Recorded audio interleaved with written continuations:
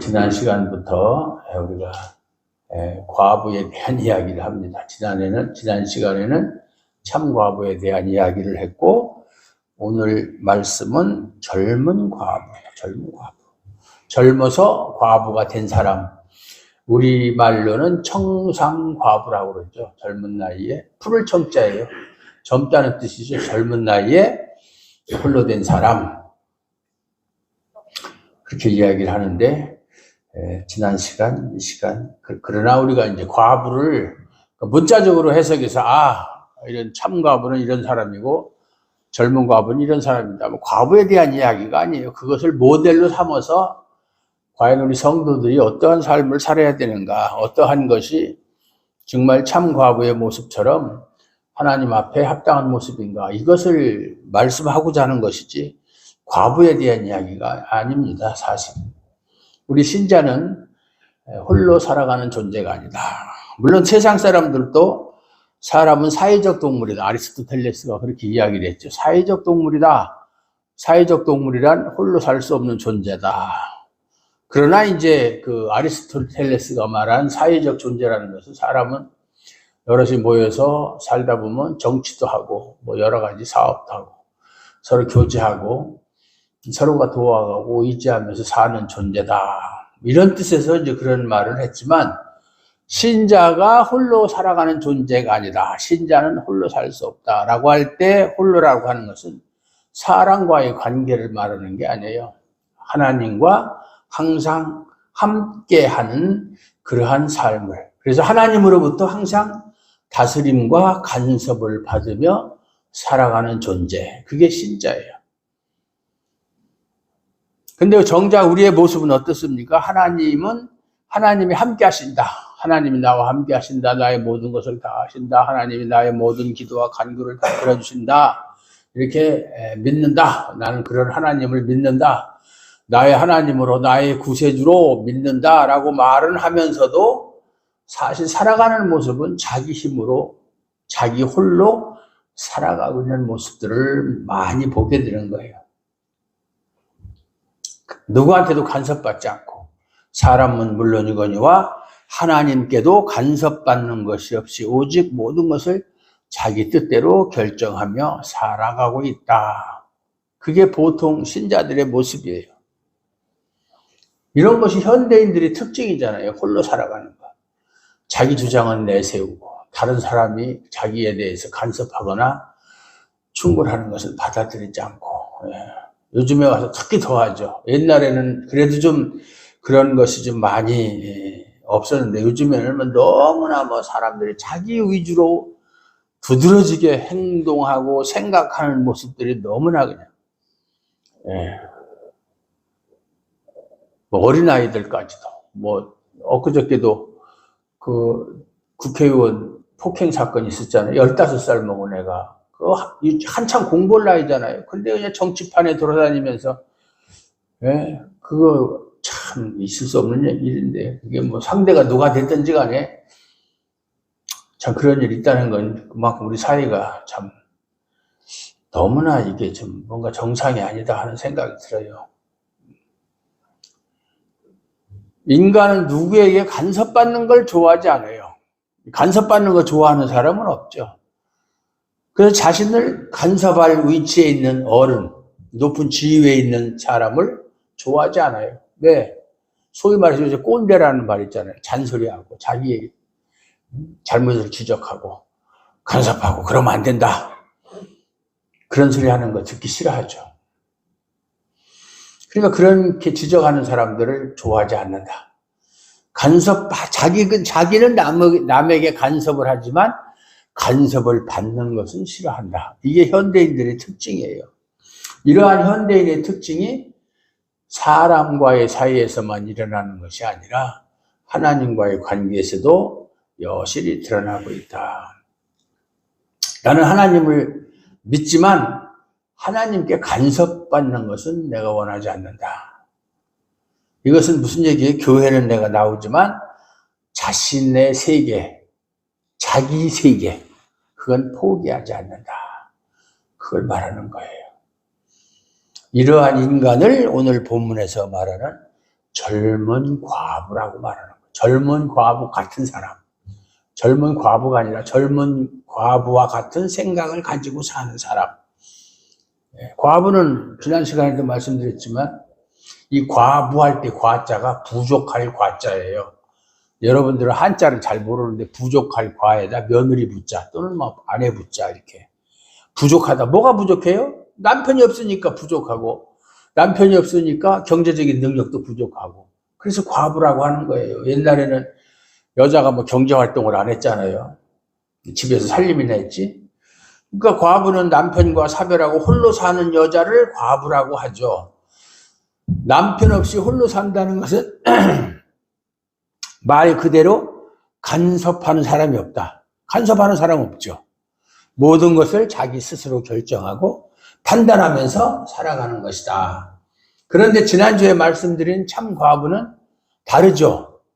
참 과부는 어떤 사람입니까? 하나님께 소망을 두고 주야로 항상 간구와 기도를 하는 사람. 그런 사람을 참 과부라고 했어요. 기도를 열심히 하는 과부가 참되다는 것이 아니라 세상에 의지할 것이 없이 하나님만 바라보는 과부가 참되다는 말이에요. 하지만 이 말은 그저 과부는 힘도 없고 의지할 데도 없고 뭐 경제적인 능력도 없고 아무것도 없으니까 그저 막연하게 하나님 도와주세요. 하나님 도와주시겠지 라고 하늘만 쳐다보고 하나님만을 바라보며 하나님이 도와주실 것을 기대하고 산다는 그런 뜻은 아니에요. 아무것도 하지 않고 뭐 할 수 있는 일이 없으니까 하나님은 아무것도 하지 못해요. 그러니까 하나님 도와주셔야죠.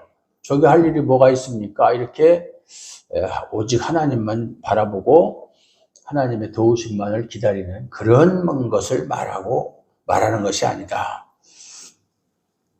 하나님께 소망을 둔다는 얘기는 오직 하나님의 인도하심을 받으며 살아가는 것을 말하는 거예요. 하나님께 소망을 두고 있다? 아, 하나님이 나의 모든 것을 책임져 주시는 분이다. 이렇게 하나님께 소망을 둔다는 얘기는 하나님의 인도하심을 받으며 살아간다는 얘기예요. 단순히 그저 도움만 바라고 기다리는 게 아니라 하나님의 지시와 간섭을 받으며 살아가는 것. 그것이 하나님께 소망을 두는 것이다. 그 말이에요.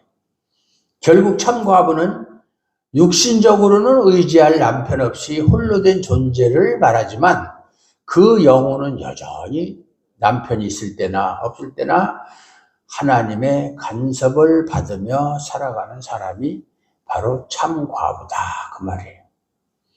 그래서 이런 과부에게서는 어떤 모습이 보입니까? 그저 아무것도 안 하고 자포자기하고 하나님 도와주세요. 이렇게 하나님의 도우심만 바라는 것이 아니라 오늘 10절의 말씀에 보면 선한 행실의 증거가 있어 혹은 자녀를 양육하며 과부라도 자녀는 있을 거 아니에요. 뭐 없는 사람도 있겠지만 혹은 나그네를 대접하며 나그네를 대접하고 옛날에는 뭐 여관도 없고 식당도 없고 그러니까 사람이 여행 중에 있는 나그네를 자기 집에 들여서 대접하는 그게 아주 가장 큰 일이었었고 선한 일의 대표적인 거였었죠. 혹은 성도들의 발을 씻으며 뭐 실제로 발을 씻어준다는 거. 옛날에는 말이죠. 이스라엘 지역에는 사막 지역이잖아요. 그리고 신발을 지금처럼 뭐 고급 신발을 운동화나 뭐 구두나 이런 거 신는 게 아니라 지금 슬리퍼 같은 걸 신고 그 마른 사막 땅에 다니다 보니까 어디 좀 다니면 발에 먼지가 엄청 많이 묻었거든요. 그래서 남의 집에 들어가면 맨 먼저 하는 일이 발을 닦는 거예요. 발을. 그럼 발 닦을 물을 갖다 주는 거예요. 물이 어디 있어요? 주인이 갖다 줘야지. 그걸 얘기하는 것이지 뭐 예수님이 세죽씩 하는 것처럼 여기 앉으세요. 제가 발 닦은 이런 것을 말하는 건 아니에요. 발 닦을 물을 갖다 주고 발을 닦을 수 있도록 그렇게 배려를 한다는 뜻이에요. 혹은 그런 일들뿐만 아니라 혹은 성도 환난당한 자들, 어려움을 당한 자들을 구제하며 혹은 모든 선한 일을 행한 자라야 할 것이요 라고 말씀하는 신앙의 모습. 이건 신앙이 참 과부가 하나님께 소망을 두고 항상 기도와 간구를 하면서 살아가는 삶의 모습. 그냥 기도만 하고 앉아있는 것도 아니고, 하나님만 바라보고 있는 것도 아니고, 이렇게 선한 행실에 선한 일을 행한 그런 증거가 나타나는 자. 이것이 하나님의 다스림을 받는 증거다. 참 과부에게서는 이런 삶의 모습이 보인다, 그 말이죠. 그 당시 남편이 없는 과부는 사회적인 약자예요. 정말 약자예요. 남편이 있으면. 뭐 유대만 그런 게 아니라 우리나라 조선시대만 해도 그래요. 조선시대만 해도. 지금이야 여자가 뭐 혼자 사는 사람 얼마나 많습니까? 특히 연예인들 보면 뭐 유튜브 같은 데 보면 50이 넘었지만 아직 결혼하지 않은 사람 50, 60 처녀로 그냥 살고 있는 사람도 많잖아요. 돈 잘 벌고 뭐 부족한 거 없고 오히려 육신적으로는 편안할 수도 있죠. 간섭도 안 받고 남편 밥도 챙겨줘야 되고 뭐 여러 가지 뭐 시중도 드려야 되는데 그런 것도 귀찮으니까 안 하는 게 편하고 직장 생활하면서 뭐 직업을 가지고 돈을 벌면서 살아가는 그런 여자, 그런 위치는 잊지를 못했어요. 옛날 여자들은. 그래서 그 당시에는 남편이 없다는 것 자체가 약하다, 약자다 하는 것을 말하는 거예요. 그런데 그런 약자이면서도 나그네를 대접하고 환난당한 자를 구제하고 선한 일을 조치며 성도들의 발을 씻기는 섬김을 보이며 살아가는 것. 정말 약자인데 없는 가운데서도 자기가 할 수 있는 최선의 그러한 모습으로 그렇게 선한 증거를 나타낸다. 이게 참 과부의 삶의 진정한 모습이다. 그 말이에요. 즉 자신의 형편과 환경을 핑계 삼아서 하나 아무것도 없어. 내가 뭐 남을 대접할 게 뭐가 있어. 나 먹고 살기도 힘든데 이렇게 하지 않고 나그네를 괄시하지 않고 무시하지 않고 대접하고 또 자기보다 더 어려운 일을 당한 사람이 있으면 크든 작든 그것이 문제가 아니라 성의를 다해서 구제하고 그냥 이건 내 소관이 아니다. 내가 할 일이 아니다. 라고 여기는 것으로 이렇게 핑계대고 그럼 내가 내 일도 아닌데 뭐 내가 왜 그렇게 저 사람을 도와줘야 돼? 그런 것이 아니라 자신의 형편과 환경을 초월해서 하나님의 말씀대로 움직이는 것, 움직이는 사람, 움직이는 모습을 보이는 그런 사람이 바로 이 지난 시간에 말씀드린 참 과부다. 그거예요. 그런데 오늘 본문에서 말하는 젊은 과부는 좀 다르죠. 과부는 똑같은 과부지만 참 과부와는 거리가 멀어요. 젊은 과부라고 하면 아까도 얘기했지만 젊은 나이에 홀로 된 여인을 말하는 그렇게 단순하게 그것을 말하는 것이 아니지만 성경은 젊은 과부, 젊은 나이에 과부가 된 사람 그런 의미로 말하는 것이 아니에요.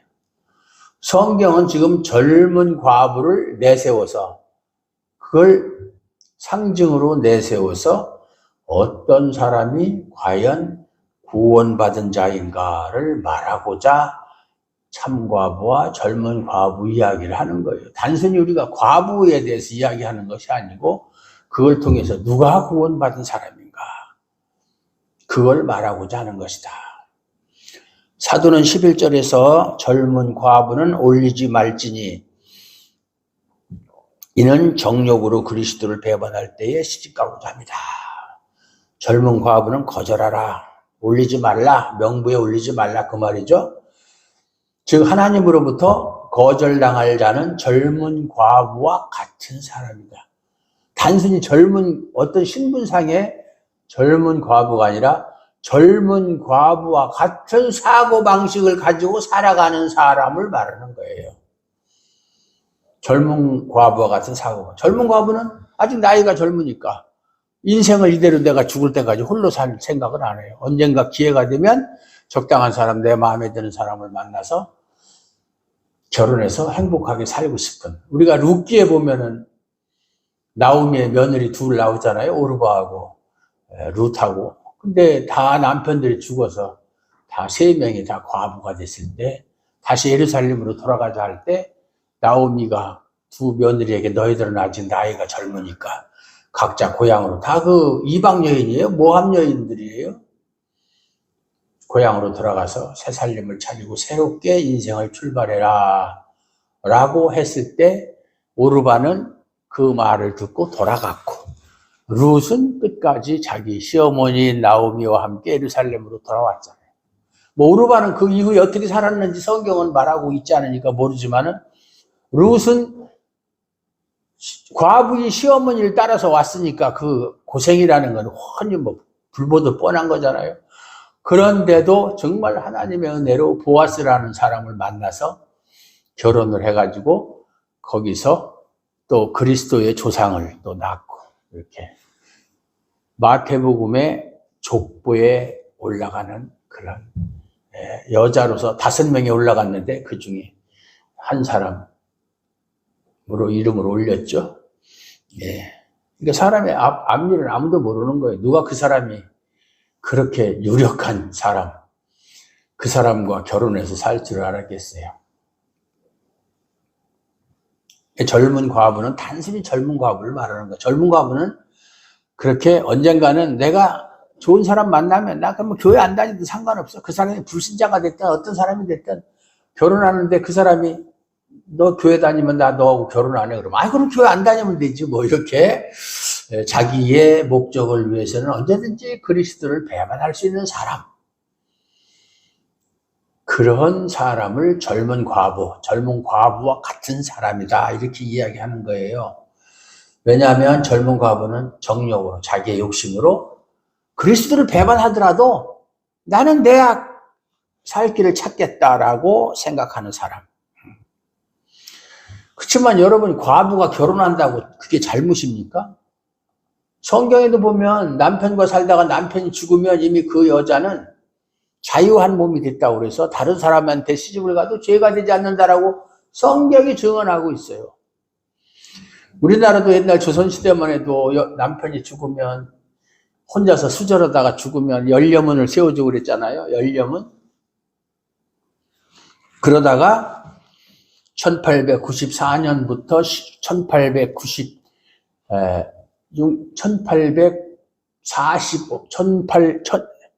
1845년에서 2006년 2년 사이에 개혁파에 의해서 갑오개혁이 일어났을 때 그때서야 처음으로 과부도 재혼을 해도 괜찮다 이렇게 법으로 정하는 바람에 그때부터 재혼을 하기 시작했지. 그전에는 재혼을 못했어요.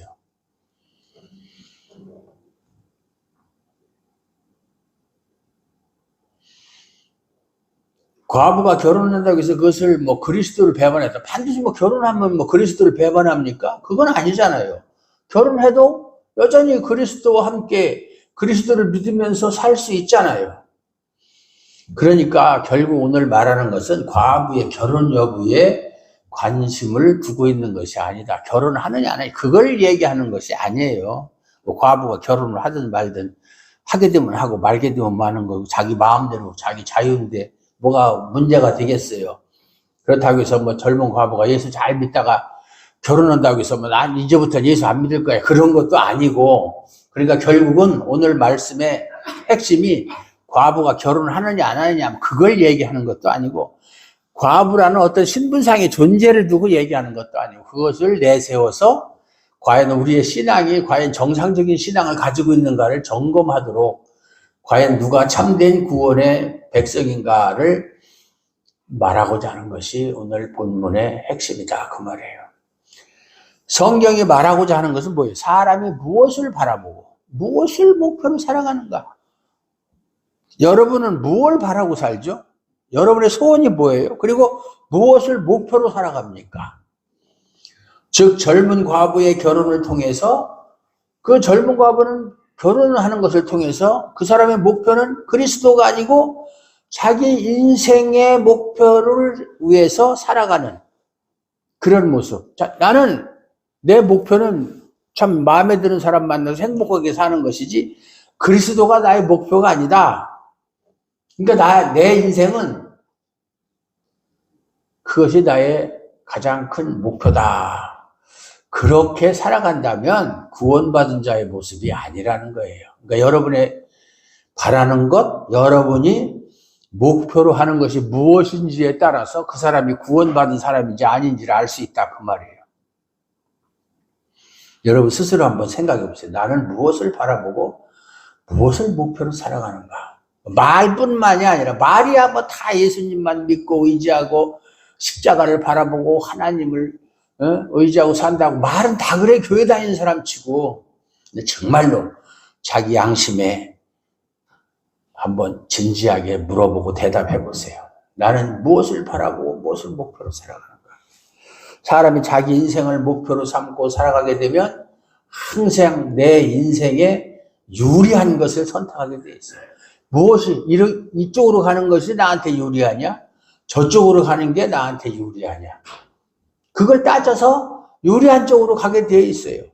하나님의 말씀에 어긋나는 거, 내가 이렇게 하는 것이 하나님 말씀에 어긋나는 거 아니야? 이건 정말 하나님이 원하는 건 아닌 거 아니야? 이렇게 따져보는 것이 아니라 내 인생에 유리한가 유리하지 않은가를 기준으로 선택한다. 설사 그리스도를 배반하고 말씀을 거절하고 간섭을 뿌리치는 것이라고 해도 나는 나한테 유리한 쪽을 선택하겠다. 이러한 젊은 과부를 거절하라, 그 말이에요. 사도가 말하는 게. 이런 사람은 구원받은 사람이 아니라는 얘기죠. 13절에서 14절을 보면 또 그들은 게으름을 익혀 집중으로 돌아다니고 게으를 뿐 아니라 쓸데없는 말을 하며 일을 만들며 마땅히 아니할 말을 하나니. 그러므로 젊은이는 시집가서, 여기 이제 좀 행간을 읽자면, 그럴 바에야 그렇게 사는 것보다는 차라리 시집가서 아이 낳고 사는 것이 훨씬 비방할 기회를, 사탄에게 비방할 기회를 조금도 주지 않게 된다, 그 말이죠. 그러니까 쓸데없이 돌아다니면서 남편도 없고 할 일도 없으니까 이 집 저 집 돌아다니면서, 그 옛날에 그 MBC에서 하던 전원일기라는 거 보면 그 집 그 며느리들이 모여가지고 그냥 쓸데없는 남 얘기, 그냥 근거도 없는 소리, 확실히 자기가 알지도 못하는 소리 그냥 소문이나 내고 그런 모습들이 나타나는데, 이제 그런 모습들을 이야기하는 거예요. 오히려 그렇게 하면 대적에게, 여기서 대적은 뭐예요? 사탄이죠. 사탄에게 비방할 기회를 조금도 주지 말기를 바란다. 이것은 뭐예요? 하나님의 다스림을 벗어난 채 살아가는 젊은 과부의 삶이 결국 어떤 모습으로 드러나는가? 젊은 과부는 어떤 식으로 세상을 살아가는가? 어떤 모습으로 드러나는가 보여주는 거예요. 게으름을 익혀. 게으름을 익힌다는 것은 게으름을 일부러 배우는 게 아니라 그냥 게을러 터진 거예요. 우리나라 말로 하면 게을러 터진 거예요. 매사가 다 게을르고 설거지도 제대로 안 하고 그냥 집안 청소도 안 하고. 이런 얘기가 무섭지만 우리 이제 옛날에, 지금은 몇 사람이 세상을 소천하는 바람에 모임을 갖지 않는데, 목사들 이제 모임이 있었어요. 그럼 이제 이번 달에는 누구네 집, 이번 달에는 어디, 이렇게 돌아가면서 만나는데, 어느 목사님 집에 가면 방에 발을 들여놓을 데가 없어요. 너무나 지저분해가지고. 신발 벗고 내 발이 더러워질까봐 들어갈 수 없을 정도. 그렇게 게으른 거예요, 사모님이. 청소도 안 하고 막 먼지. 그래서 이제 딱 그걸 알기 때문에 이제 사모님하고 같이 가잖아요, 부부 동반해서. 그러면 목사들은 밖에서 어디 가서 차를 한 잔 마시든지 하고 사모님들 들어가서 청소 다 해요, 다른 사모님. 그래 놓고 나서 전화해서 이제 청소 다 했으니까 들어오시라고 그러면 그때 들어가고 그러는 분도 있어요, 사모님들 중에. 뭐 사모님 사람이니까 별 사람 다 있어요. 여러 명이 이제 뭐 한 10명 정도 사모님들이 가면 그 중에서 어떤 사모님, 제일 나이 젊은 사모님이 있어요. 자기보다 나이 더 먹은 사모님들은 부엌에서 음식도 하고 청소도 하고 뭐 하는데 소파에 누워가지고 리모컨 텔레비나 보고 앉았고, 자리 지워받고 싶은. 그렇게 밉상 떠는 사모도 있고 별 사람 다 있죠.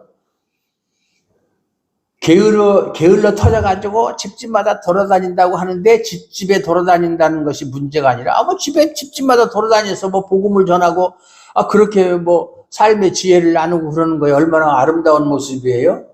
결국 하는 일이 망령된 편론의 말을 하고 일만 만들어낸다. 편론의 말, 이 편자가 한자로 부족할 편자거든요.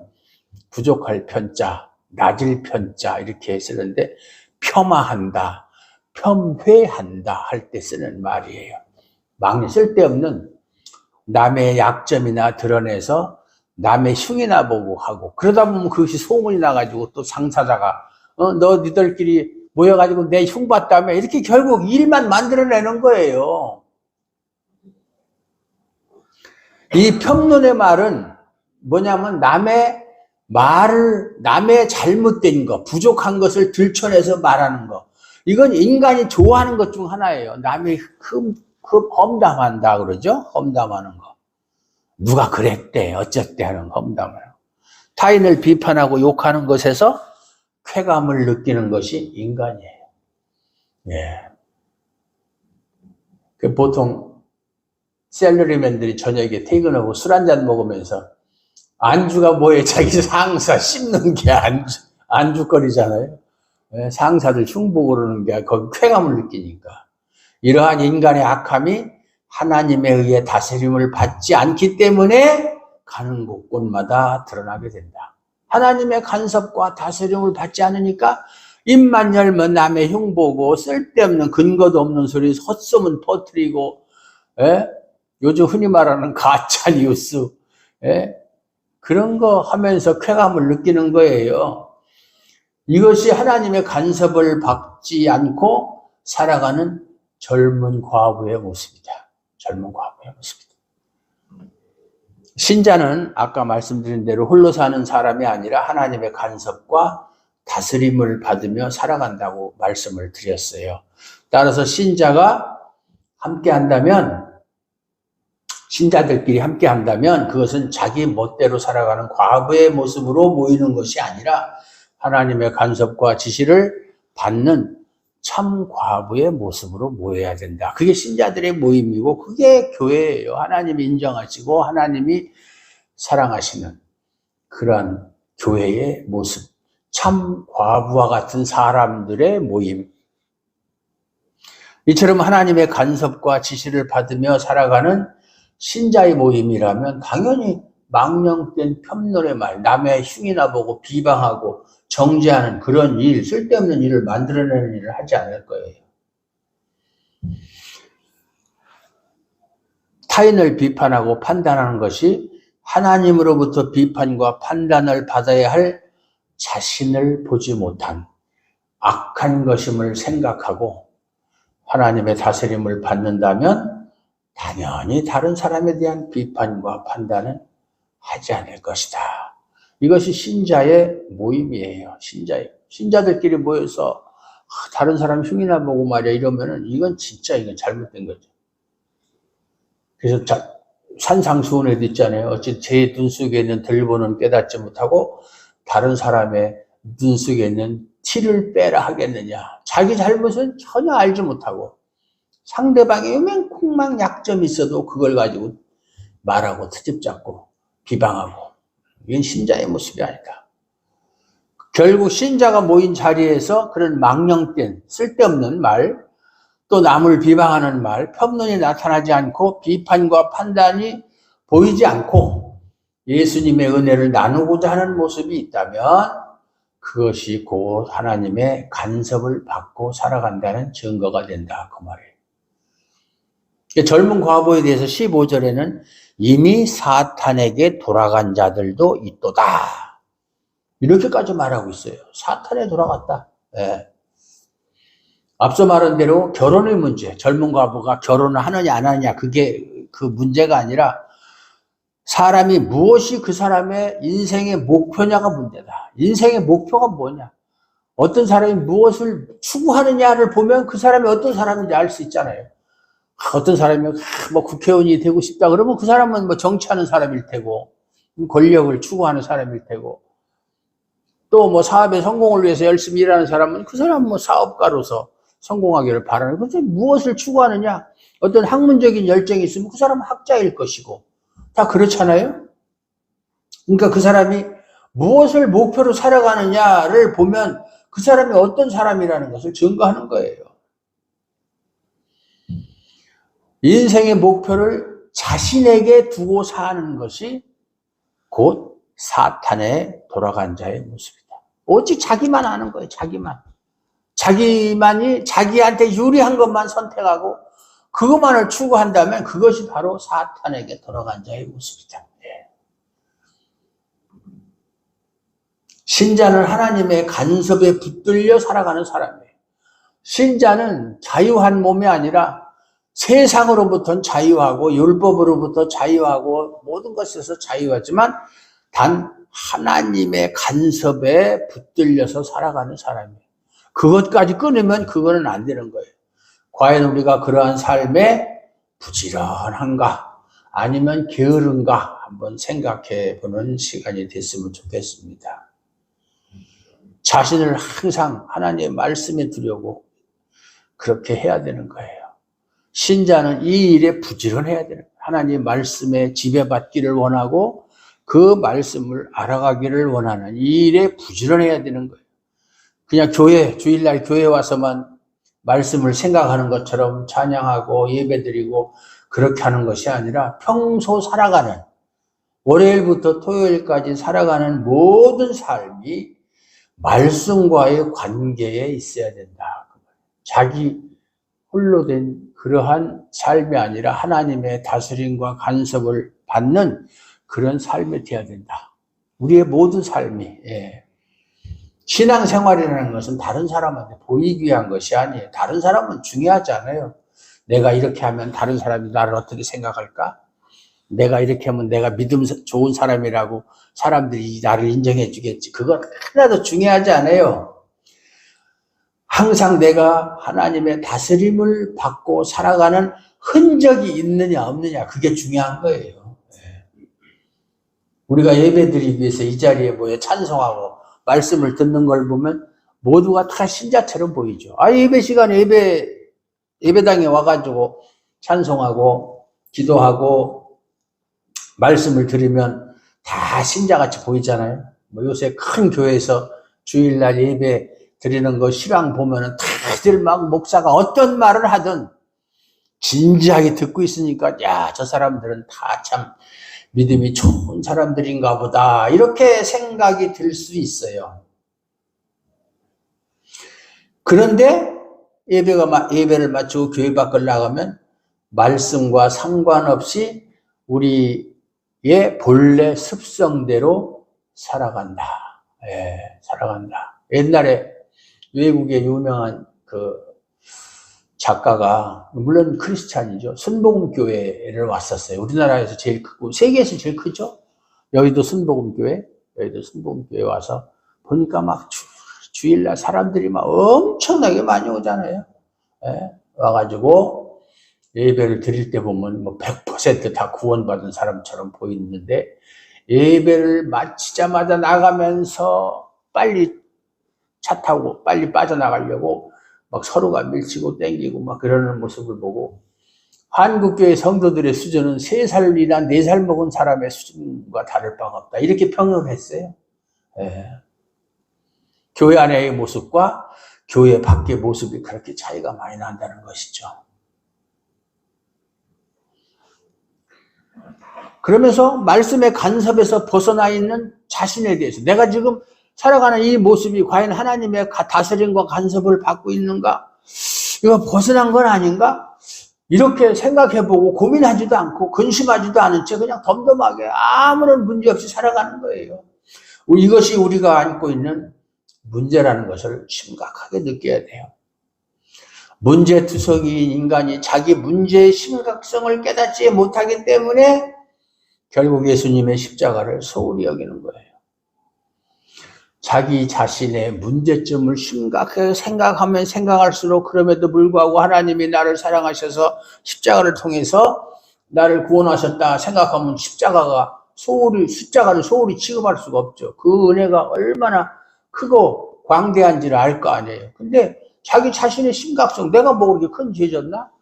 근데 뭐 예수님의 십자가가 나한테 뭘 그렇게 크게 보태준 거 있나, 이런 식으로 생각한다면 아니라는 얘기죠. 그것은 예수님의 은혜도 귀한 줄을 모르는 사람이다. 그래서 언제나 인생을 자기 것으로 바라보면서, 자기를 위한 시선으로 바라보면서 자신을 위해 자기에게 유리한 인생으로 끌어가려고 애를 쓰는 것, 이것이 바로 젊은 과부와 같은 모습이다, 그 말이에요. 여러분, 하나님께 다스림 받는 것이 싫습니까?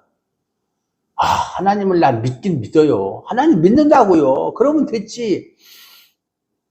뭘 저를 다스리려고까지 하세요.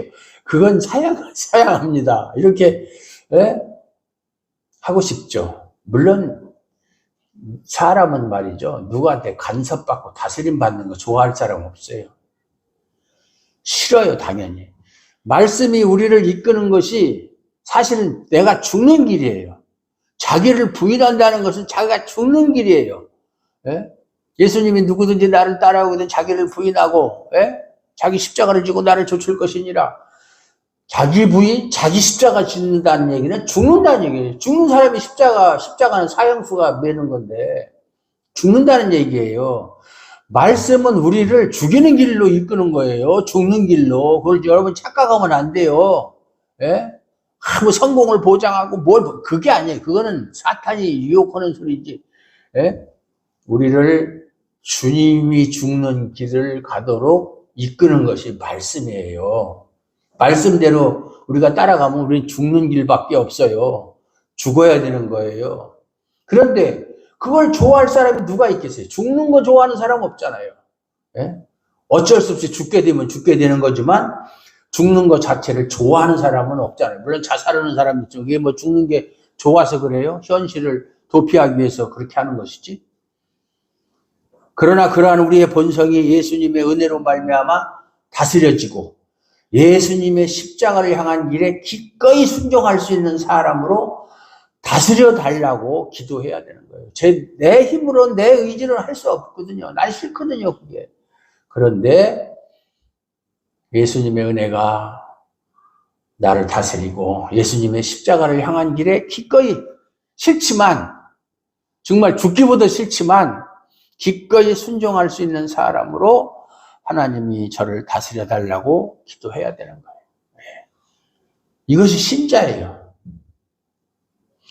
여러분의 깊은 마음으로, 진심으로 정말 예수님의 십자가를 바라보며 십자가에서 기쁨과 감사를 맛보게 될 때 여러분의 삶에서는 참 과부의 선한 증거가 나타날 줄로 믿습니다. 기도합니다. 하나님 감사합니다. 오늘도 하나님 말씀을 통해서 우리가 과연 하나님의 참된 백성인지 구원받은 하나님의 자녀인지 다시 한번 되돌아보는 시간을 가졌습니다. 하나님, 우리는 하나님의 다스림과 간섭이 없으면 우리는 영원히 멸망할 수밖에 없고 영원히 좌절할 수밖에 없고 우리에게는 아무런 소망도 없는 존재임을 믿습니다. 우리가 하나님 앞에 게으르고 악하고 부족한 것이 많이 있지만 예수님께서 우리의 은혜를 베풀어 주셔서 십자가로 말미암아 우리를 다스려 주시고 예수님이 가신 그 길에 순종할 수 있도록 우리와 함께하여 주시니 얼마나 감사한지 모릅니다. 항상 우리가 예수님의 십자가를 진실한 마음으로 바라보고 그 은혜를 생각하며 감사하며 참 과부와 같은 그러한 삶의 모습이 증거되도록 하나님 도와 주시옵소서. 예수님 이름으로 감사드리옵고 기도하옵나이다. 아멘.